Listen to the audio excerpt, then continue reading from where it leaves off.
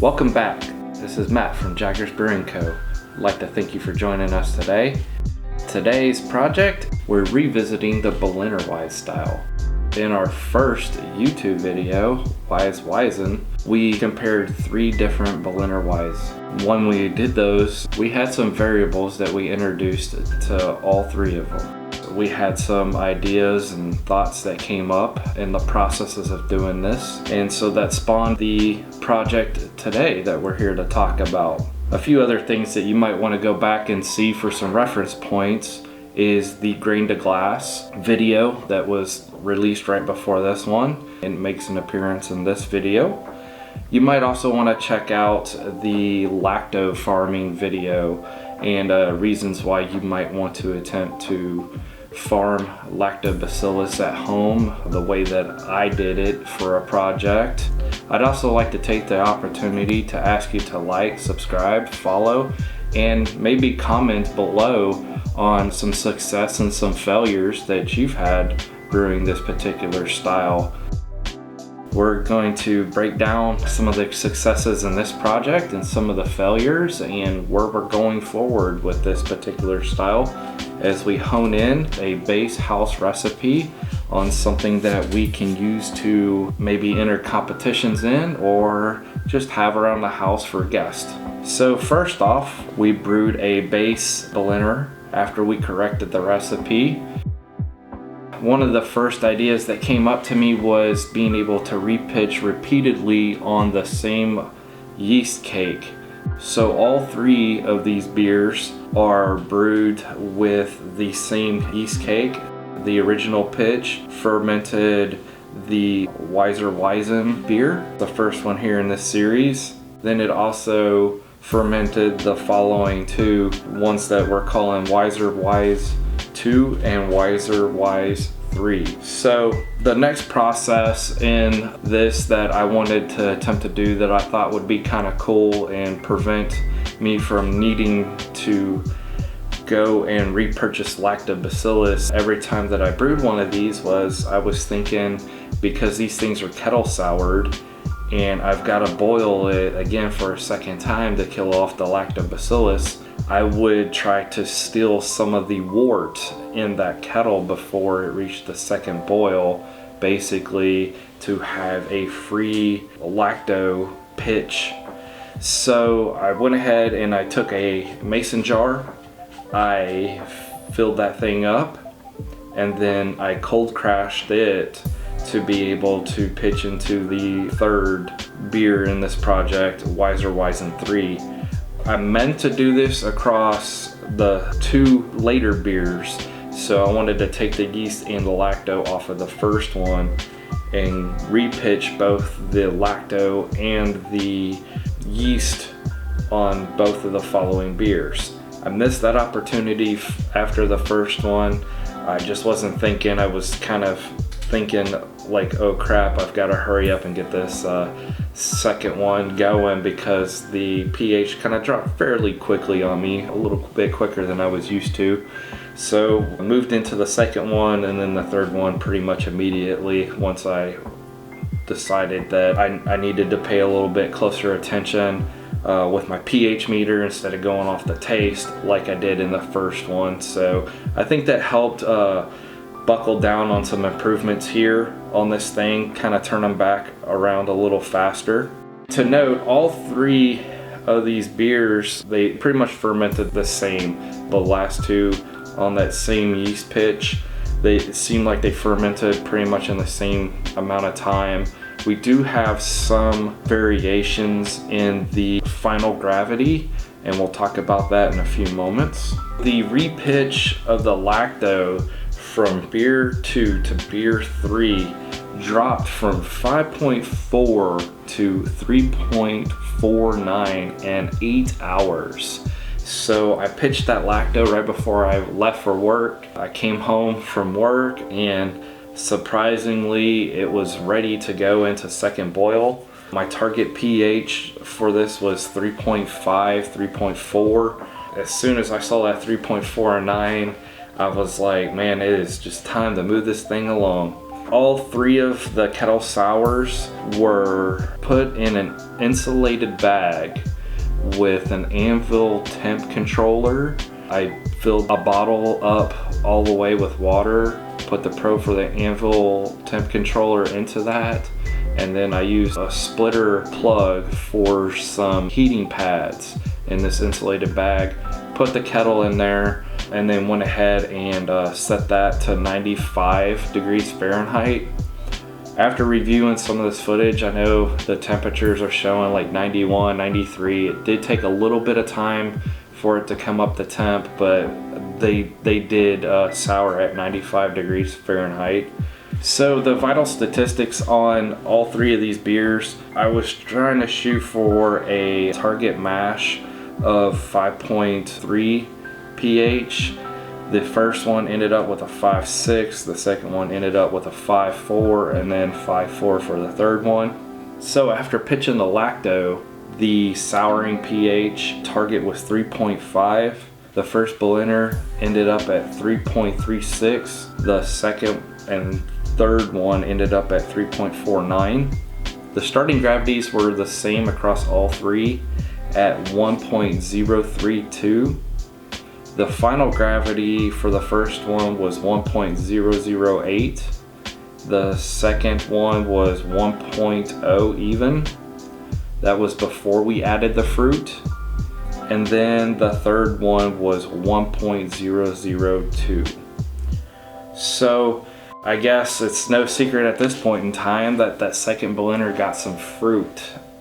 That was a little bit of a bittersweet operation for me. I felt like I was finally gonna have decent success with adding fruit. I've had moderate success at this point, mostly with prickly pears. So what we did was we started with 3 pounds of frozen blueberries, 2 pounds frozen cherries, and then I was able to secure 1 pound of fresh cherries for fairly cheap when they were all in season. So we processed those things, got the seeds and the stems out. We ran them through a blender, basically making our own puree for that. When we got that puree ready to pitch or basically move the second beer into secondary fermentation, I went ahead and I poured that puree into the fermenter. We racked the second beer over it. It took about 2 days before secondary fermentation took off. So we monitored this thing throughout the course of fermentation. Basically at the end of the first week, I kind of popped that top open just to make sure everything was moving along pretty good. I didn't want to see a whole bunch of fruit chunks, you know, floating up to the top, make some kind of infection or mess or anything like that. I didn't see anything peculiar, so I hurried up, closed it back up. It was still bubbling away on the airlock, so I wasn't too worried about oxidation. The second week, towards the end of the second week, airlock activity stopped. I went ahead and popped open that bucket and it was a disaster. We had caught an infection. It had to have been from the fruit because up to this point, it was kettle soured. It had a pH of 3.5, 3.49. There really shouldn't have been too much that had been able to grow in that environment at that alcohol level, that acidity. So pretty much everything that I looked at, everything that I saw, everything that I smelled, because it didn't smell bad, it just had that pellicle on the top of the beer. It looked like Brett had got in there. So I decided to just let it go. Let's see what happens with it. You know, if this would have happened a couple years ago, even a year ago, I'd have probably went ahead and just dumped it, thinking that it was a lost cause, but I decided to let it go. So I went ahead and racked the beer into what I'm calling thirdary. I used a third fermentation vessel for this beer. After we got it off the fruit, I let it set for about 3 weeks. The pellicle came back about week 2 in that thing. Kind of got a little worried, pulled the airlock up just to take a smell out of the carboy, and it was still good. It smelled sweet, it smelled kind of delicious. So I gave it another week, let some stuff drop out of it. Went to go bottle it. I sampled it while we bottled. Nothing really tasted bad on it whatsoever. It wasn't until the bottling condition was over that I found that we had Acetobacter had gotten into that beer. It doesn't taste straight like vinegar, but it also doesn't taste quite like Brett or any of the other Kettle sours that I've been doing. So all I can think of is that that fruit had a little bit of Brett and had a little bit of Acetobacter, and now I have fancy vinegar. Having said that, let's get these beers poured. Let's take a look at them, let's discuss them, and let's see what they're all about.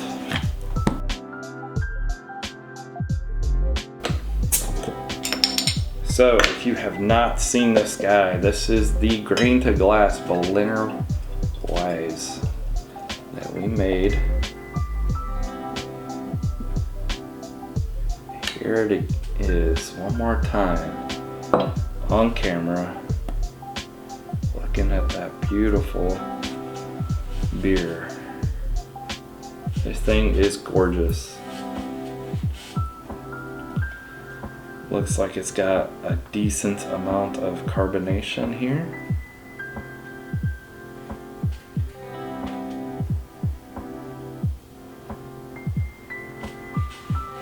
And then, so again, this thing has a decent amount of lacto sourness on the nose. It smells great. It's kind of mouth-watering, having already tasted this beer before. I kind of already know what's going on with it. I'm really excited about this one. I love this beer. I don't think that I can say that enough. I'm really proud of this thing. It still has a little bit of that like green sour apple smell in it too.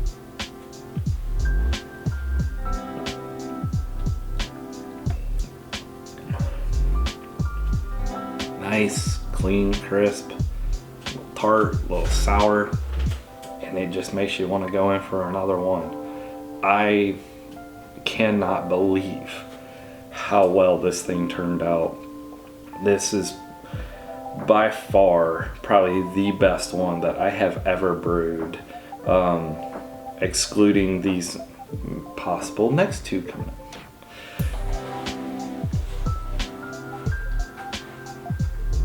So let's put this on the beer can real quick. You guys can enjoy taking a look at this thing. Beautiful.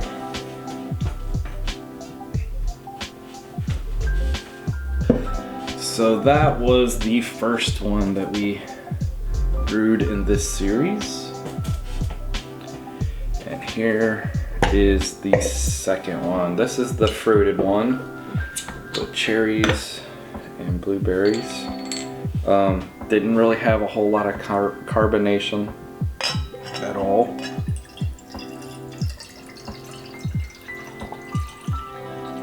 Pretty sure that's from the Acetobacter. I don't know that for sure because this is the first time I've ever had to deal with that. Here we are on beer cam. Pretty much nothing going on in there. See a little bit, but yeah, nothing. So smelling it, it has a little bit of it has a little bit of the nail polish smell to it. A little bit of sour, it smells like a little bit of funk, but it's got some nail polish to it.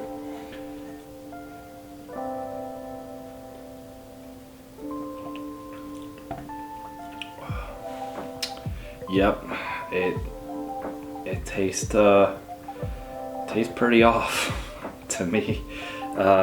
Tastes pretty much like drinking some kind of vinegar. I'm totally disappointed in this particular one. The first one that I had, I didn't finish it, couldn't finish it. The remaining ones that we've used for footage and shots, I might have taken a sip or two of and just kind of decided that I can't I can't drink them anymore.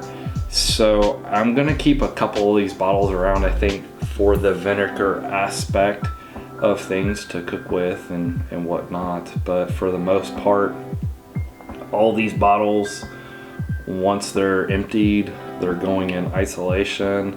I've got to figure out a way to make sure that these things become completely sanitary. I do not want this running around in the little brewery that we have going on here.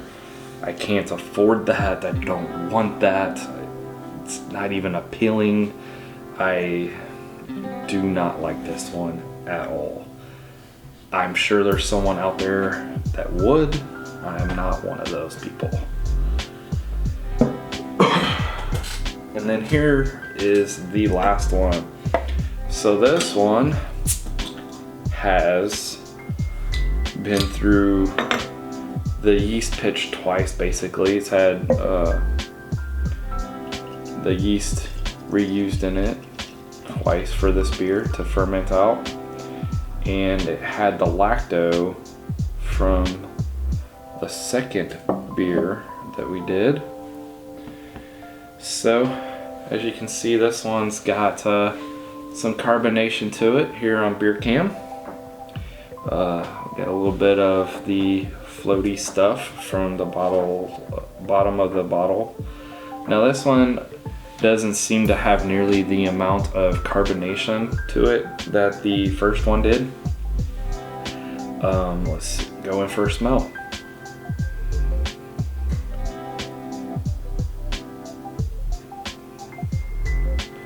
So from the first whiff there, I picked up a little bit of the lacto for sure, but it also had a little bit of sulfur smell to it. So I need to figure out where that came from. It's probably some kind of yeast stress. I don't know that. I remember reading it at some point in time, what it was, but I have just forgotten. So it's not over the top, you can just barely smell it.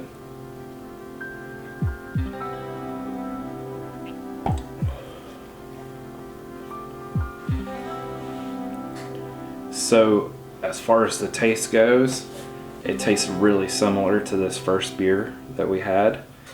The drawback to it is that it's muted.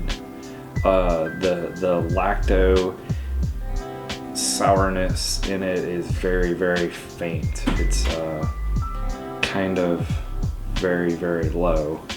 I think that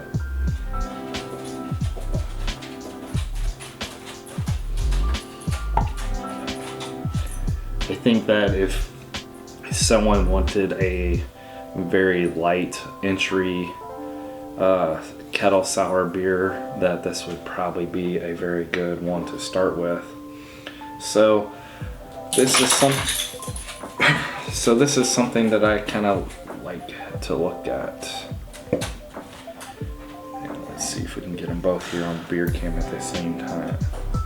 So this one right here on my right is the first one in the series, and this one here on my left is the third beer in the series.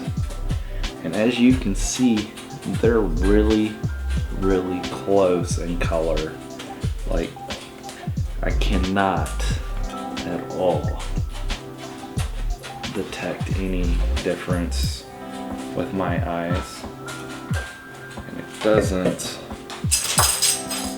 and it doesn't really look like they are showing any different on camera either. So, lessons learned here. This is the vial that I used to repitch the Lacto from the second beer. I filled it up all the way from the mason jar, used this and pitched it directly into the beer. It worked really good.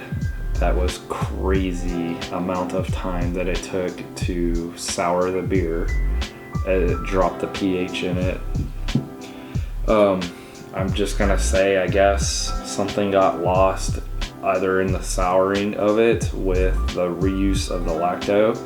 Maybe it had enough of the wort that it automatically dropped it, or dropped it enough, and then the Lacto started to try to come and pick it up.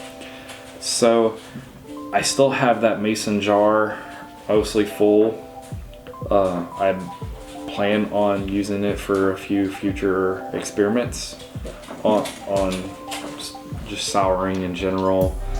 I want to roll it up with some of the stuff we did on Lacto farming.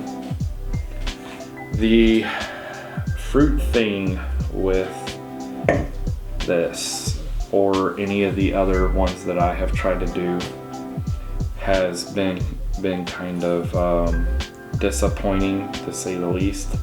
I've had some moderate success, like I said, with prickly pear, but this one's a big letdown. I guess for now on, or the next time that I try it, it's going to be straight frozen. I guess I need to figure out a way to make sure that it's sanitized without boiling it, so that way I don't lose all that fruit taste.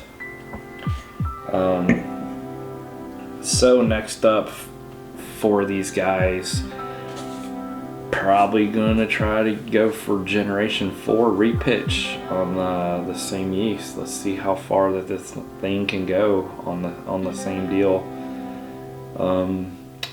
I'd like to still try the Philly Sour, so that's gonna be something that's gonna happen probably here pretty soon.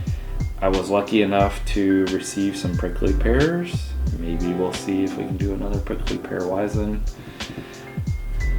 So that's all we've got here on this style. I'm gonna do some more research. I've got some things planned, some things that are kind of exciting with this style that I'm not quite ready to talk about, just because I need to dive into them a little bit deeper before I just go off on a random beer with some stuff. But thanks for joining us. Again, please, if you've made it this far, please like, subscribe, share, and like I said, please put a comment down there.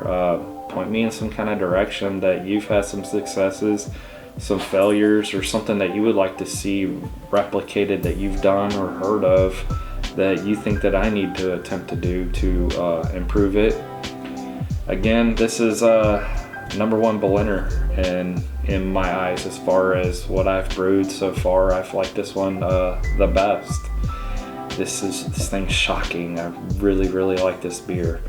Again, thanks for joining us. See ya. I bet you're making some really annoyed faces right now. I'm trying not to, because I do understand. Sorry.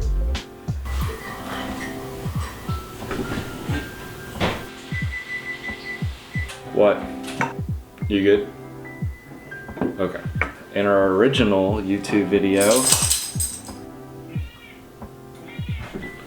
what I'm calling third dairy, basic, I racked it into third dairy.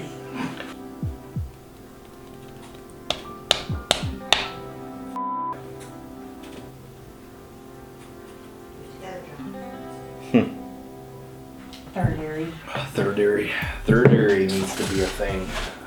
Needs to be a bumper sticker, a t-shirt. False. So that probably wasn't recording the beer cam. Yeah, no, I'm pretty sure it didn't record nothing. Okay. Crap.